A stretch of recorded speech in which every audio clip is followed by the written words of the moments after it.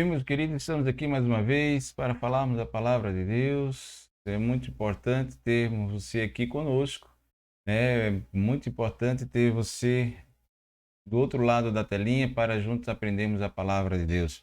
Vamos falar sobre a lição de número 5 da revista CPAD, que tem por título Fruto do Espírito, o Eu Crucificado, tá? E como nós já é de costume, nós sempre vamos falar sobre contextualizar a lição, né? Sempre contextualizamos ela sobre o porquê do Paulo estar falando sobre isso, por que Paulo estava falando isso aos Gálatas, né?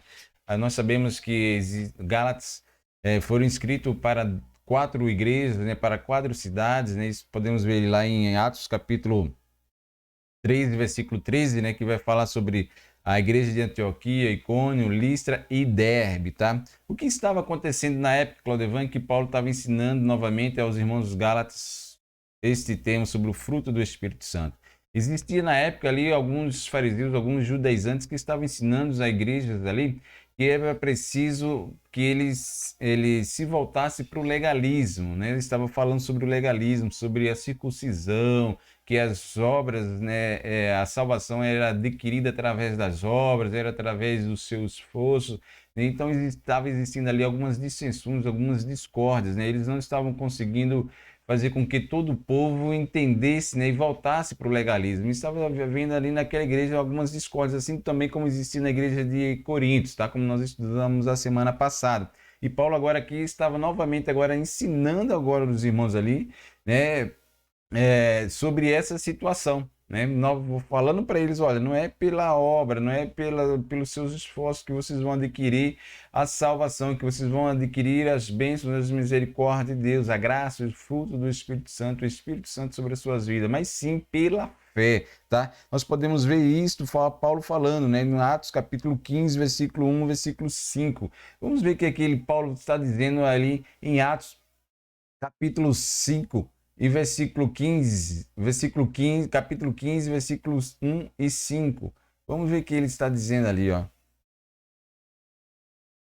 Paulo diz assim: então alguns que tinham descido da Judéia ensinavam assim os irmãos: se não vos circuncidardes conforme o uso de Moisés, não podeis salvar-vos, né? Ou seja, olha, vocês precisam se circuncidar para que vocês possam ser salvos, né? No capítulo 5, ele vai falar,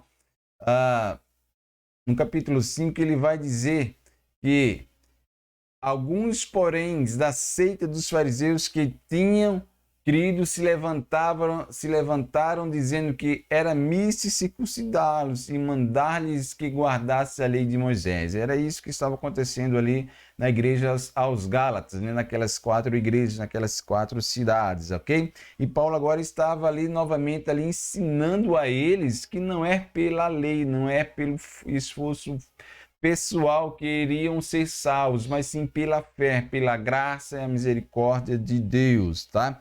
E aí Paulo também estava defendendo o seu apostolado, porque eles também criticavam que Paulo não era apóstolo, que Paulo não fazia parte da lista dos apóstolos. Paulo também agora estava também se defendendo, também defendendo o seu ministério, tá?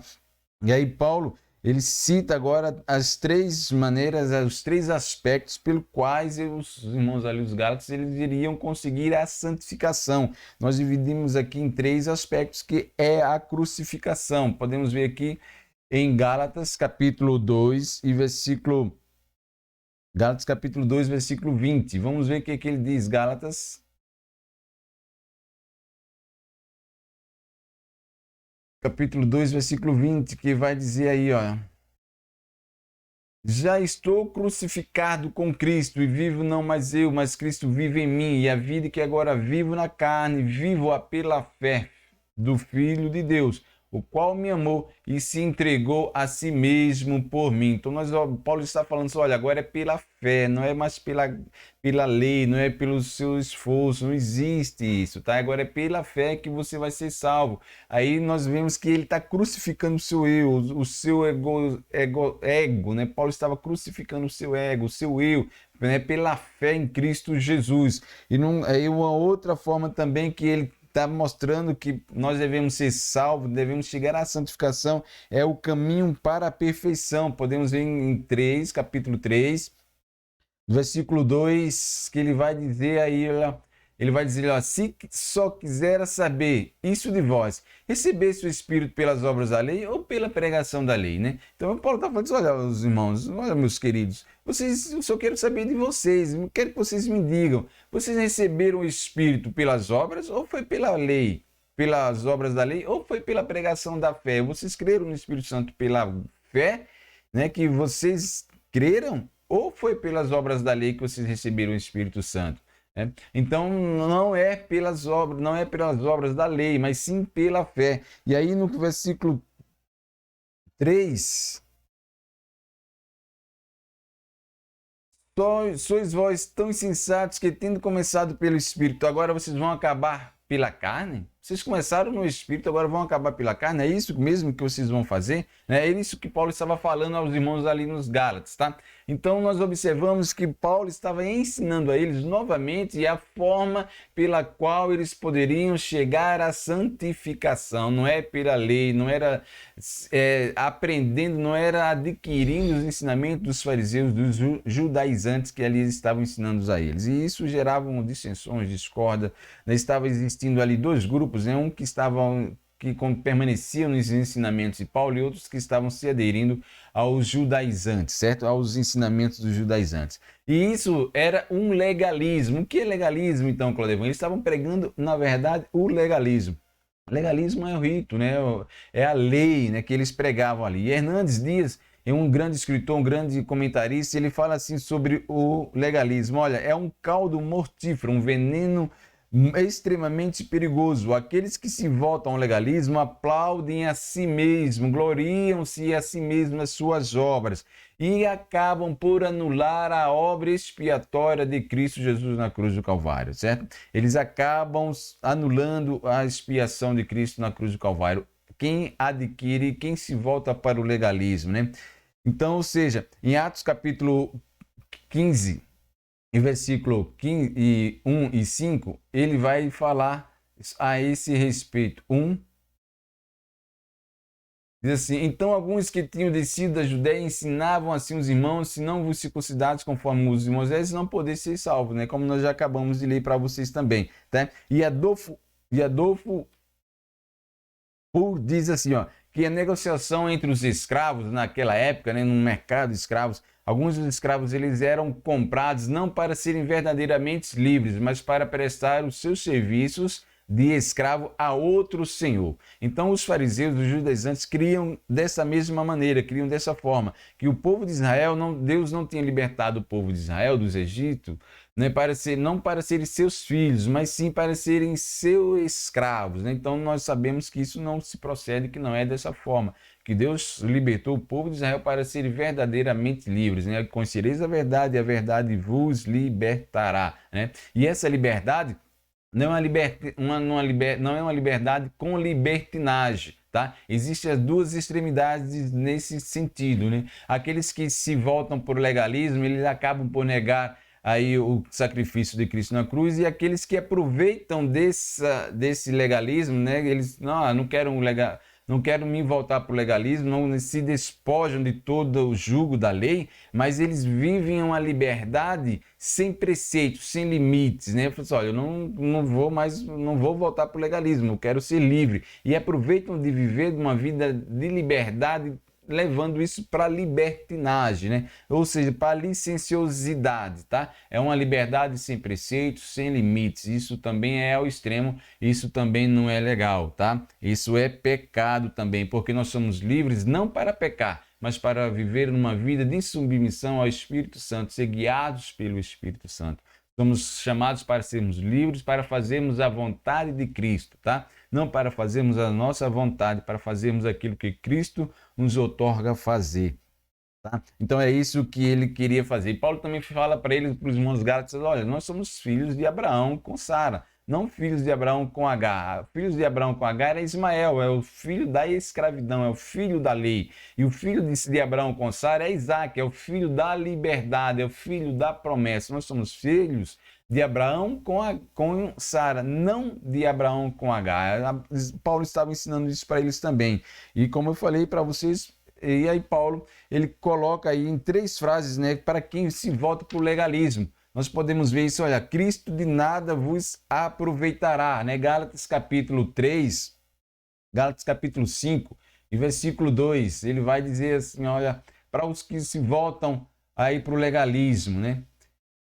Eis que o Paulo vos digo, que se vos deixar de circuncidar, Cristo de nada vos aproveitará, tá? É para quem se volta aí para o legalismo, tá? Outra forma também é estar obrigado a guardar todas as leis, né? Então podemos ver isso no versículo 3. Olha, e de novo protesto a todo homem que se deixa circuncidar, que está obrigado a guardar toda a lei. Então, se você se voltar para o legalismo, você é obrigado a guardar toda a lei, tá? E aí ele fala também no versículo 4 que de Cristo nós estamos desligados, né? Quando nós nos voltamos, separados estáis de Cristo, vós os que vos justificai pela lei, da graça tendes caído, ou seja, da graça decaíste, tá?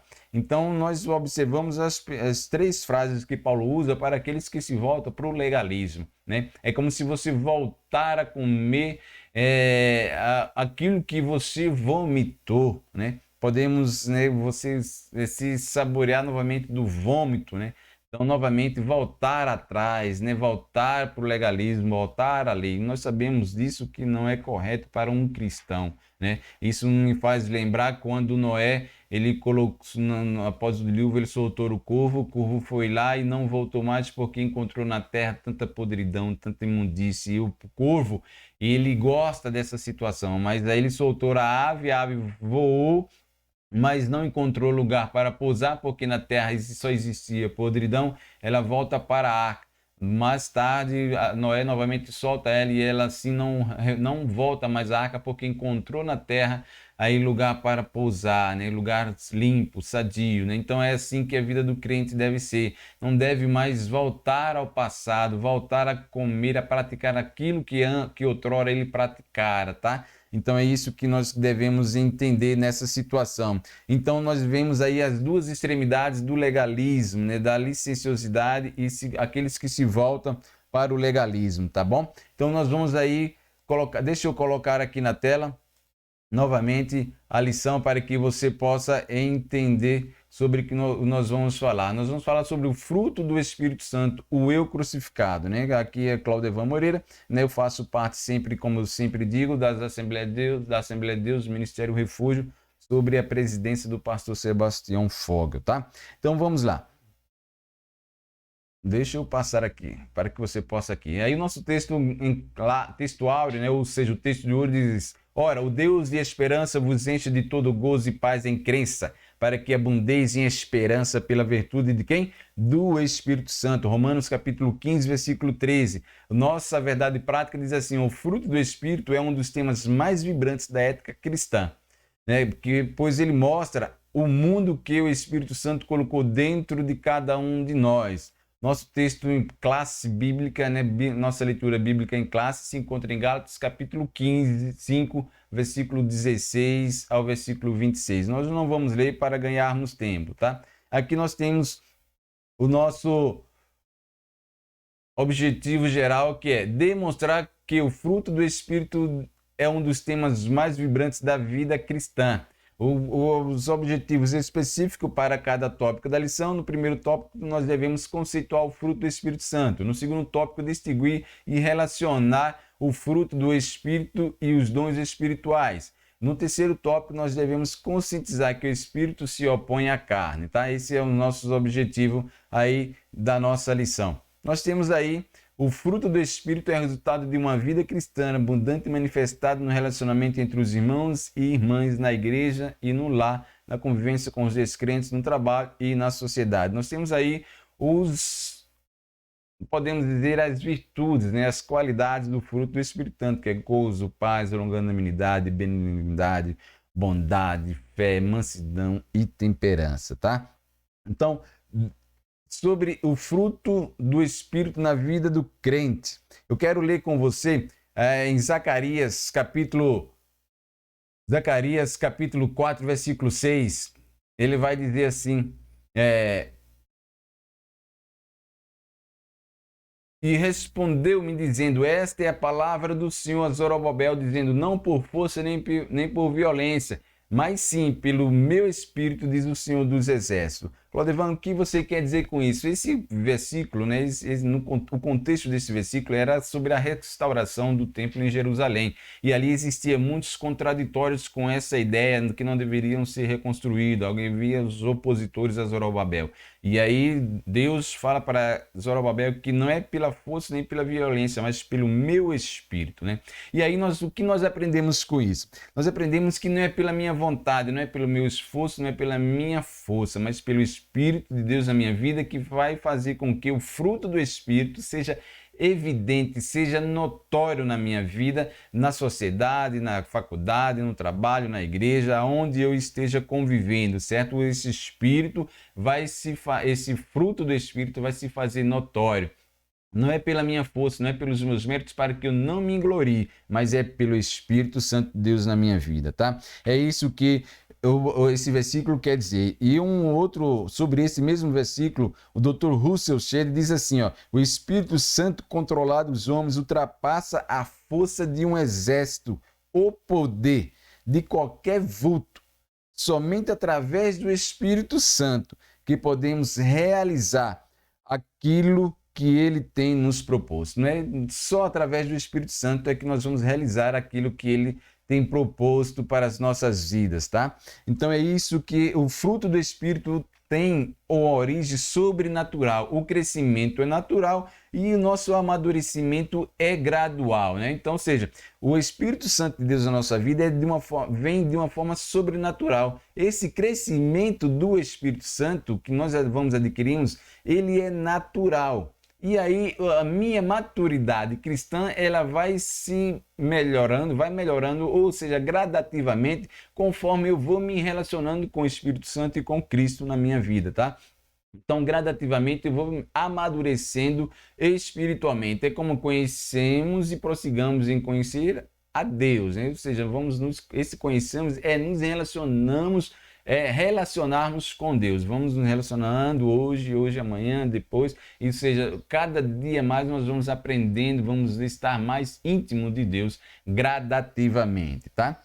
Então, Howard diz assim, ó, uma obra é algo que o homem produz por si mesmo. Um fruto é algo que é produzido por um poder que não é dele mesmo. Então, as minhas obras é fruto do meu esforço, é fruto da minha força, mas o fruto, não. O fruto é uma força, é produzido por uma força que não é dele. Isso já dizia o Howard, tá? Um outro escritor, tá? Paulo fala do fruto do Espírito Santo e as novas virtudes desse fruto. Podemos classificar ele também em 3 áreas da nossa vida. A atitude do cristão em relação a Deus, né? A atitude do cristão para com outras pessoas e a atitude do cristão para com ele mesmo, né? Então, a atitude do cristão para com Deus é a relação é o amor, a alegria, a paz, o gozo. Podemos ver isso em Gálatas 5:22. A atitude do cristão para com outras pessoas, a relação com o próximo, né? Longanimidade, benignidade, mansidão, né? Isso em 22, parte B. E a atitude do cristão para com ele mesmo é a fidelidade, mansidão, domínio próprio, né? Isso é quando ele está se relacionando com ele próprio, ok? Então, isso nós já falamos sobre o fruto do Espírito Santo, né?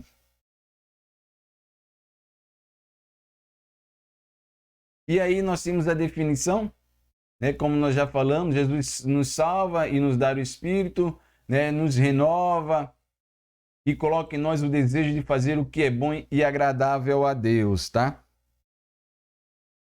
O fruto do Espírito é o resultado natural de um amadurecimento, do amadurecimento. É a consequência de um processo natural do crescimento espiritual. Então, nós vemos aí o novo nascimento, vem a conversão, vem a santificação, nós temos a missão. Ou seja, gradativamente nós vamos subindo degrau por degrau, tá? O fruto no singular, né? Tá, mas por que não poderia ser frutos, né? Alguns, né, expositores estranham isso, né? Porque as obras da carne e os frutos do Espírito. Não, é as obras da carne com o fruto do Espírito, né? Então nós vamos ver aí o porquê disso, né? O missionário Eurico Bergstein explica esse singular ilustrando esse fruto como uma laranja e seus gumos. Nós temos aqui um fruto e temos as suas virtudes, nós temos os seus gomos, né?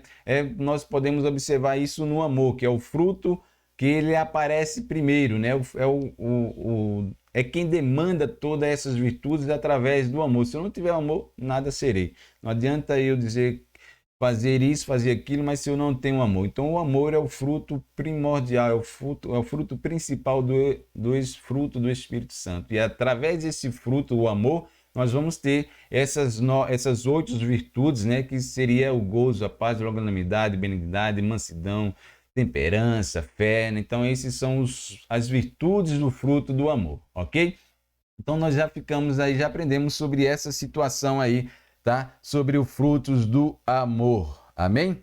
E sobre o andar no Espírito Santo, né? Nós vamos falar um pouquinho sobre o andar no Espírito Santo.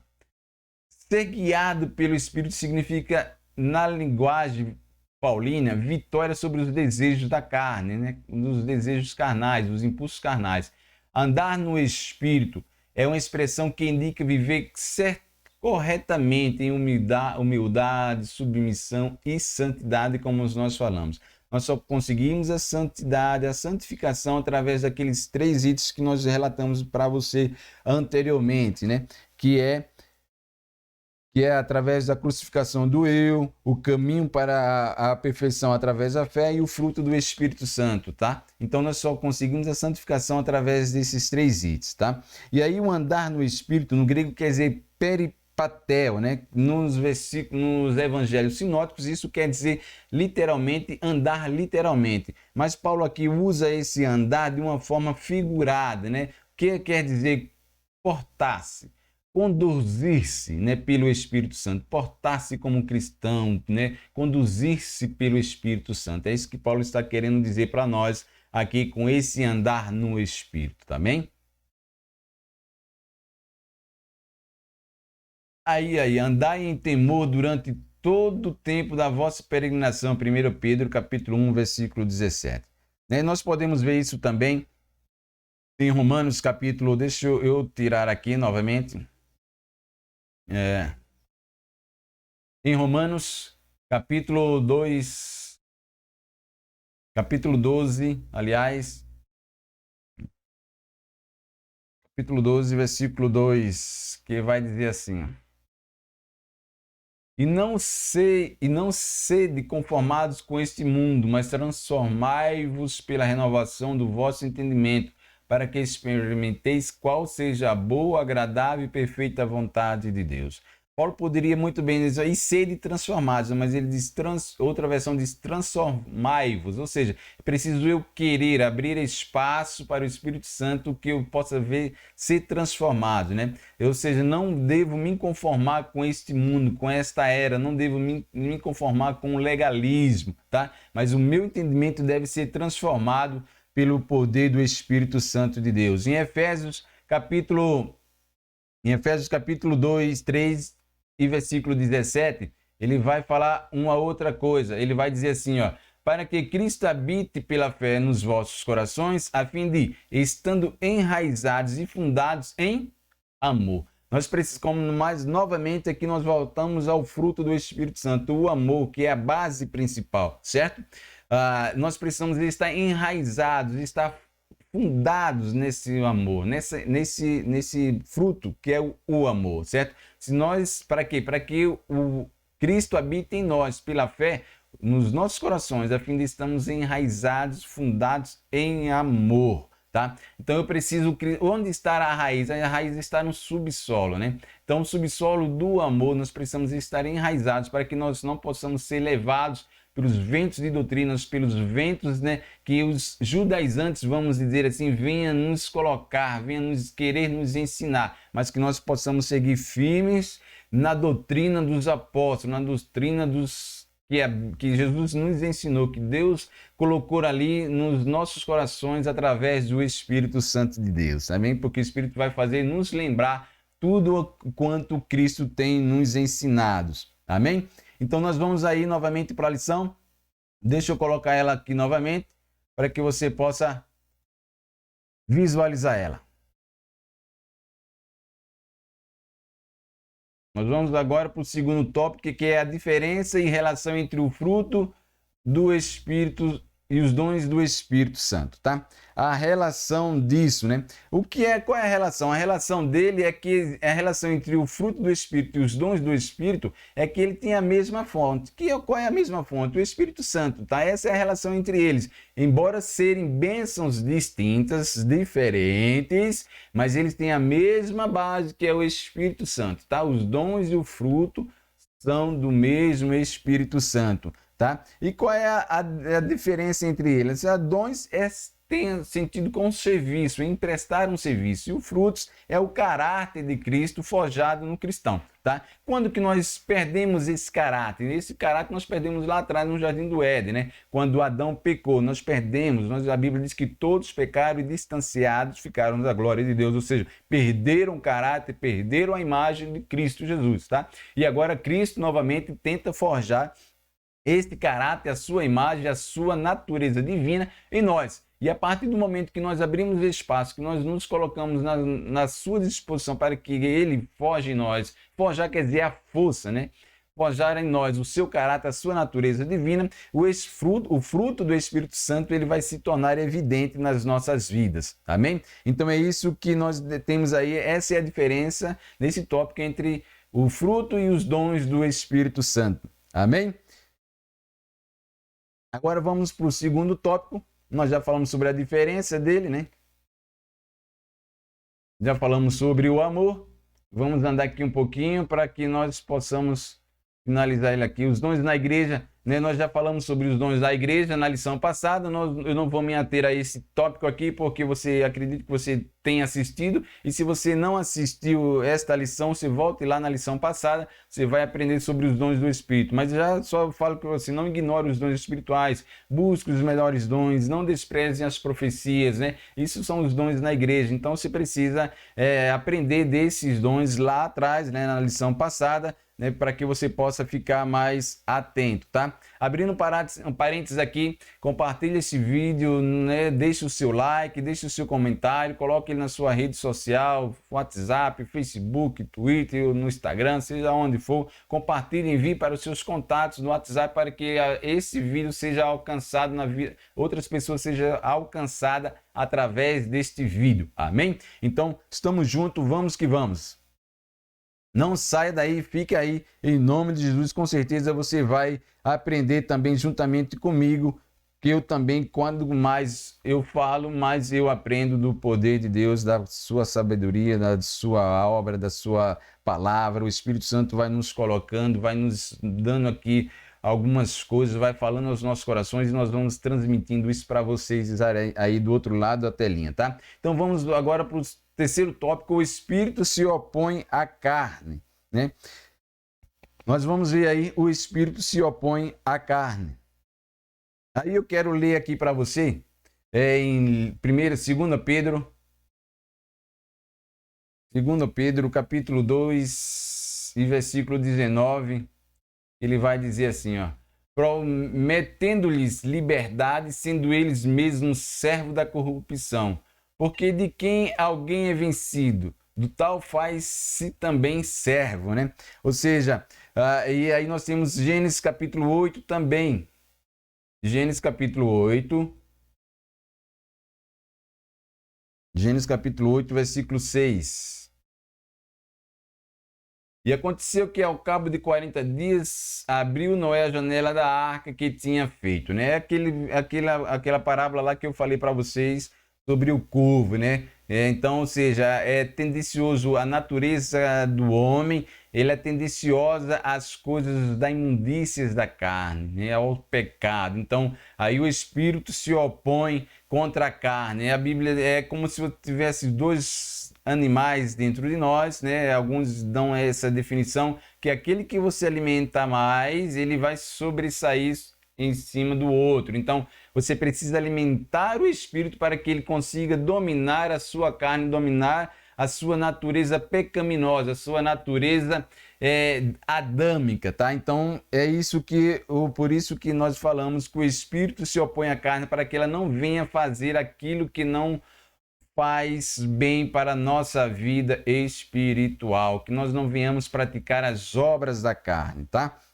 Então, John Stott diz assim, ó, que a nossa velha natureza é secreta e invisível, mas as suas obras, as suas palavras e atos pelas quais elas se manifestam são públicas e evidentes. Então, eu preciso que o Espírito Santo ele cresça em mim, né? Como eu falei semana passada, quanto mais eu me encho do Espírito Santo, mais eu vou me enchendo, mais quero me encher, e a chegar ao momento que não tenho mais como me encher, e isso vai transbordar, né? Rios de água vivas fluirão do seu ventre, ou seja, as pessoas em volta elas vão ser contaminadas de uma maneira sadia do Espírito Santo que existe em mim, que eu me enchi, que transbordou. Então, e é para que isso, que a minha natureza pecaminosa, para que minha velha natureza não venha a ser evidente, eu preciso que o Espírito se oponha contra a carne, tá? Eu preciso sacrificar, matar o meu eu, matar o meu ego, né?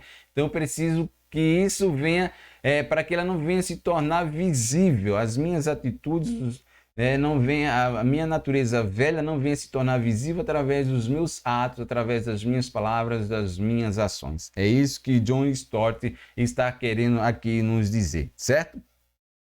Vamos para o segundo tópico. Aí nós vamos falar sobre o legalismo, né? Você viu que aqui ele vai falar sobre o legalismo, né? Nós já falamos sobre o legalismo aqui. Se você não pegou aí no início, nós falamos sobre o legalismo, né? Sobre as duas extremidades do legalismo e da licenciosidade, né? Nós falamos que são as pessoas que querem viver de uma forma desprovida de todo limite, de qualquer preceitos, né? Então eles entendem de maneira equivocada essa liberdade. Nós somos chamados para a liberdade, mas não para pecar, mas para vivermos uma vida de santificação com Cristo, né? Através do Espírito Santo, ok? Então nós temos aí há um acentuado contraste entre estar na carne e andar no Espírito, né? Então nós vamos ver aí. Falamos sobre isso aqui, né? Que o legalismo ele acaba por cair quando a graça tem maior evidência, né? A graça de Deus. Para vivermos no Espírito dependemos da graça, né? O apóstolo mostra que para ser legalista, viver de acordo com a lei, depende da carne, mas para vivermos no Espírito, para andarmos no Espírito, precisamos da graça de Deus, né? É isso que Paulo está querendo nos dizer aqui também, tá? E aí era isso que estava acontecendo lá, como eu falei para vocês no início, aconteciam as dissensões, as brigas, né? Porque acabava existindo dois grupos na igreja, um que estava do lado dos judaizantes, né, dos fariseus, e outro estava com Paulo, né? Estava do lado do Paulo, né? Ainda seguindo os ensinamentos de Paulo. E isso acabava havendo ali umas discórdias, as dissensões, né? As intrigas entre aqueles irmãos, né? Para vocês observarem o quanto que é prejudicial que o mundo entre na igreja, né? Através do legalismo, através das coisas, através dos frutos da carne, das obras da carne, né? Então isso é a causa de dissensões, causa um tumulto tremendo dentro da igreja. Nós precisamos combater isso. Era isso que Paulo estava fazendo ali, tá bom?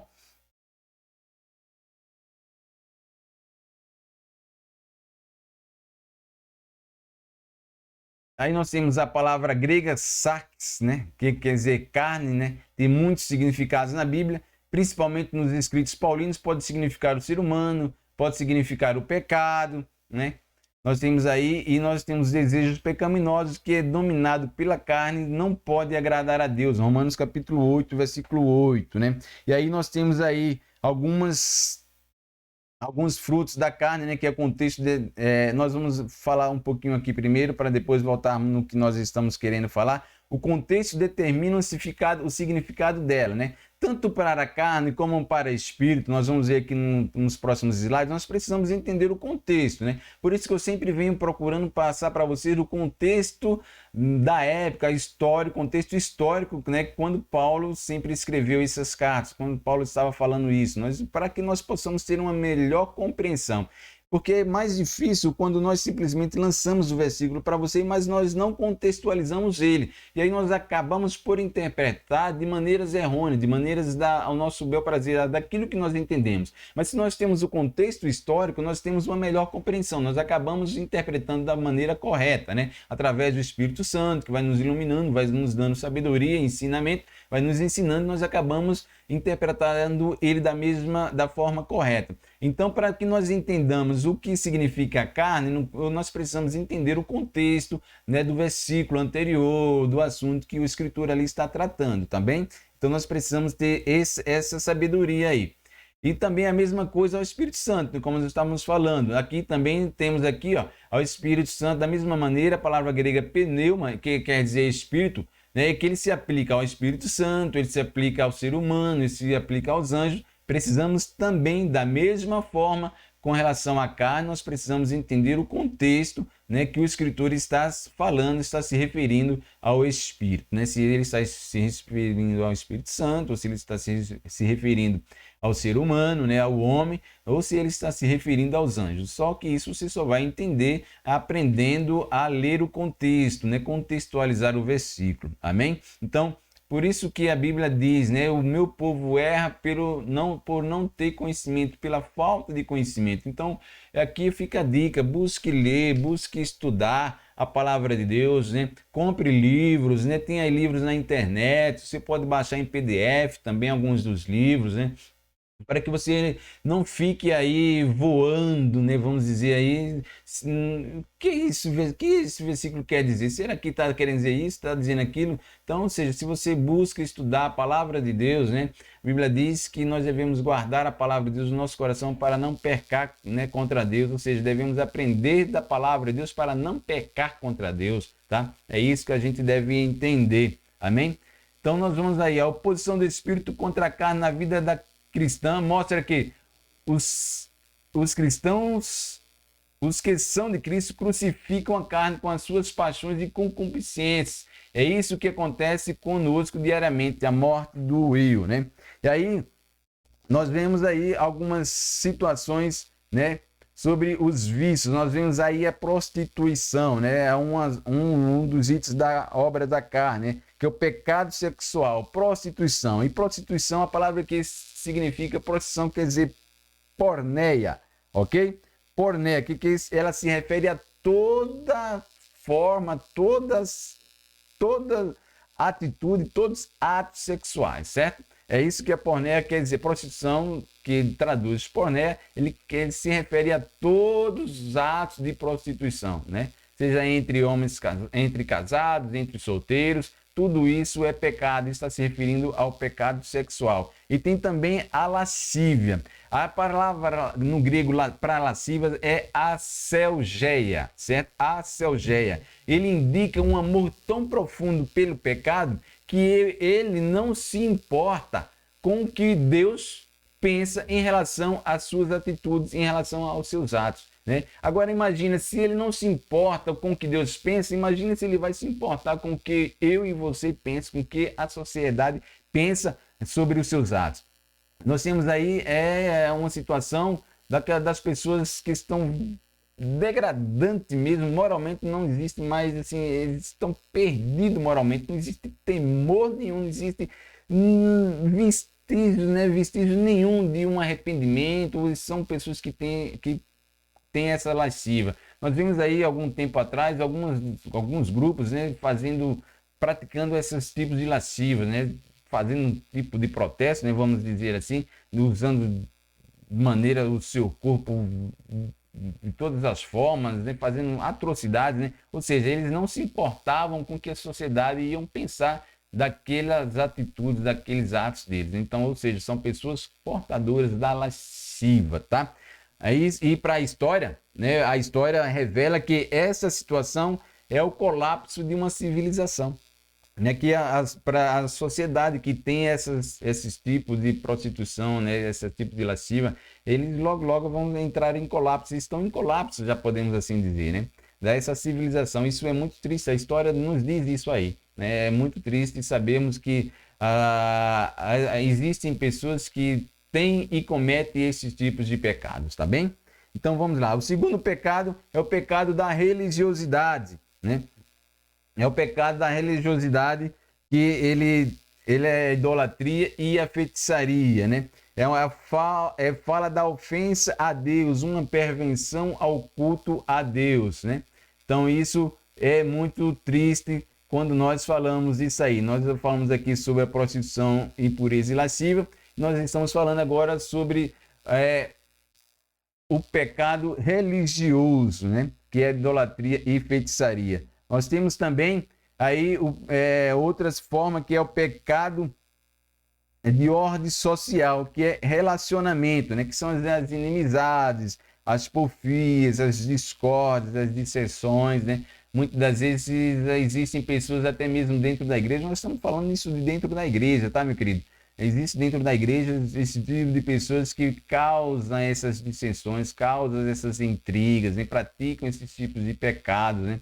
Então é perigoso, né? Se você está causando aí, está plantando essas discórdias, está plantando essas situações, nós precisamos ter muito cuidado. Aqui dentro desse, existe uma glutonaria que eu separei ele, coloquei ele em uma outra característica, em outro grupo, né? Colocamos ele como os pecados pessoais, né? Que são as bebedices, glutonarias e coisas semelhantes que Paulo vai dizer, tá? A glutonaria, eu quero abrir um parênteses aqui sobre a glutonaria. Muitas das vezes, quando nós falamos de glutonaria, nós relacionamos elas à comida, né? A comer bastante, desenfreadamente. Mas glutonaria quer dizer a busca pelo prazer desenfreado, né? A busca pelo prazer sem limites, pervertido, tá? Pode ser na relação com o alimento, pode ser também no sexo, pode ser em qualquer outra situação. Aquilo que você busca ter prazer de uma forma desenfreada, isso é glutonaria, tá bem? Então não fique pensando que glutonaria é só com relação à comida. Não. Glutonaria é a busca pelo prazer desenfreado, amém? Então é isso que você precisa entender aí, essa situação, tá? Então nós já buscamos aí, já falamos sobre o fruto do Espírito Santo, né? Que nós devemos ter o fruto do Espírito Santo. Nós já aprendemos sobre os pecados, as obras da carne, né? Nós precisamos entender que se nós não estarmos em Cristo, se nós não buscamos a Cristo, nós não temos o fruto do Espírito Santo. Nós precisamos ter em mente, né, ter no nosso caráter, na nossa vida, o caráter, a natureza divina, para que o fruto do Espírito venha se fazer notório em nossas vidas.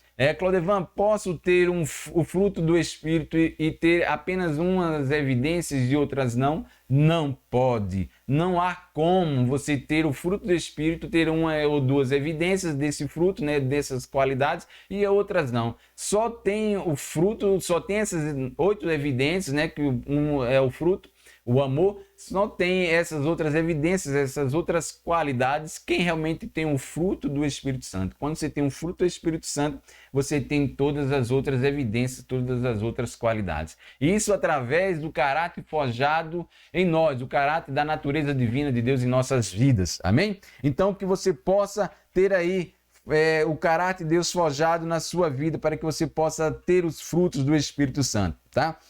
Então nós falamos aí essa situação, né, de tudo essa lição que nós acabamos de estudar. E eu quero concluir com você, né? Aqui tem a conclusão da lição, que é a que vem na lição, diz assim: cabe a cada crente fazer uma análise introspectiva, né? Dentro de si, dentro de você mesmo, busque dentro de você, né? Para verificar as suas inclinações, são carnais ou são espirituais.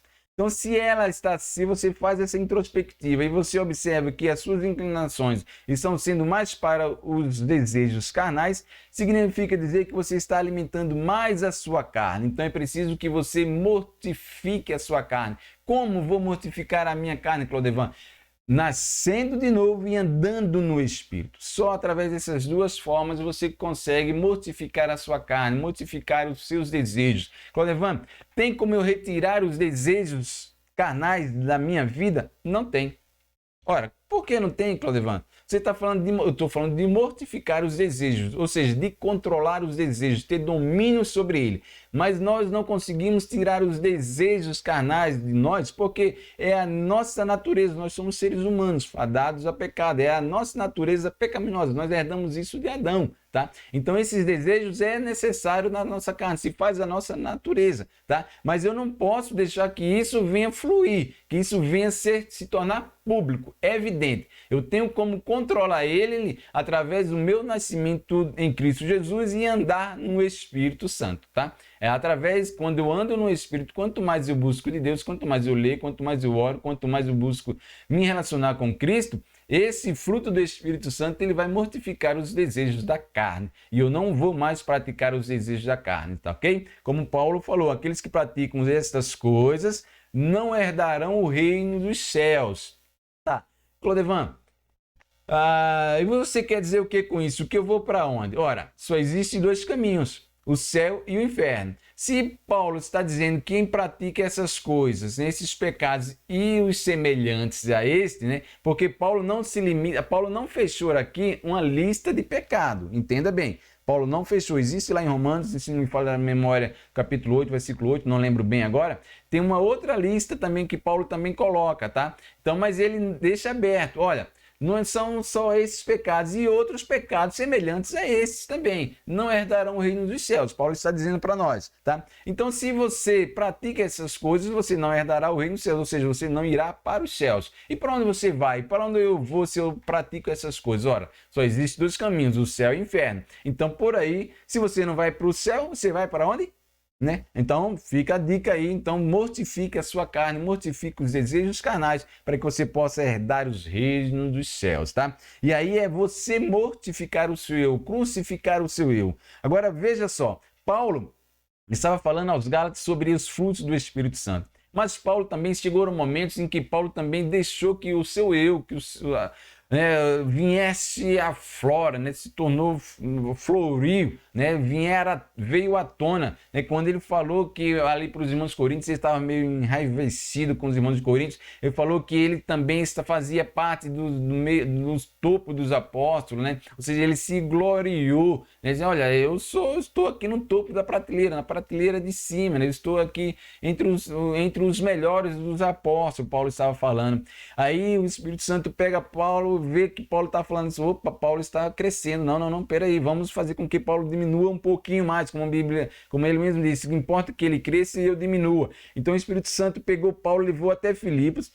Aí Paulo deu uma apertada em Filipos, em Paulo lá em Filipos, jogou ele no calabouço, jogou ele na prisão. Aí ele disse, olha, eu não sou digno de ser chamado apóstolo. Veja que ele fala que está entre os melhores dos apóstolos, entre no topo. Agora, quando o Espírito Santo apertou ele já chega dizendo, olha, eu não sou digno de ser chamado apóstolo. Aí o Espírito Santo, opa, está chegando no que eu quero. Aí dá mais uma apertadazinha nele, porque a Bíblia diz que o Espírito Santo também nos conduz ao deserto. Como conduz ao deserto, Claudio? Sim, quando ele nos prova, ele está nos conduzindo ao deserto para quê? Para forjar o caráter de Cristo, né? Para retirar de nós algumas arguras, algumas coisinhas, algumas mazelas que às vezes acabou ficando ainda, né? Quando nós viemos para a igreja ou quando nós deixamos de nos alimentar espiritualmente, damos mais valor à carne. Então nós vamos, vai como se fosse um ímã, vai pregando em nós algumas peças, alguns pecados, né, do mundo, né, da carnalidade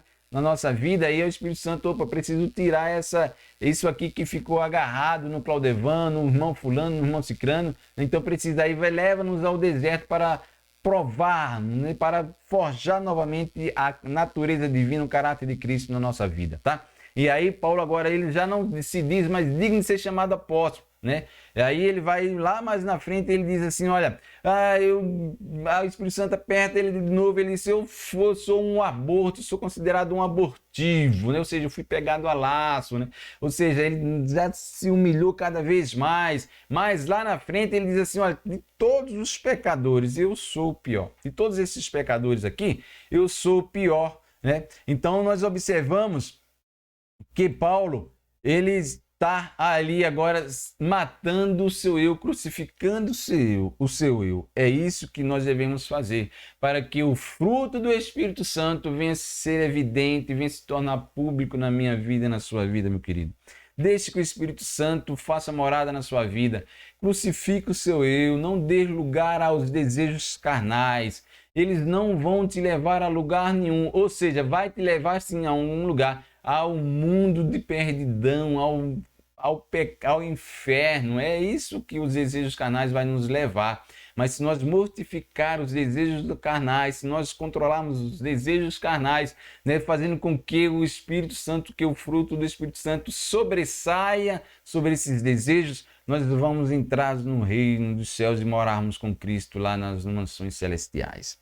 Amém? Então você possa guardar esse ensinamento, que você possa ficar cada vez mais na presença de Cristo, fazer com que o Espírito Santo faça morada na sua vida, que você busque ler e aprender a palavra de Deus, para que você seja bem espiritualmente e possa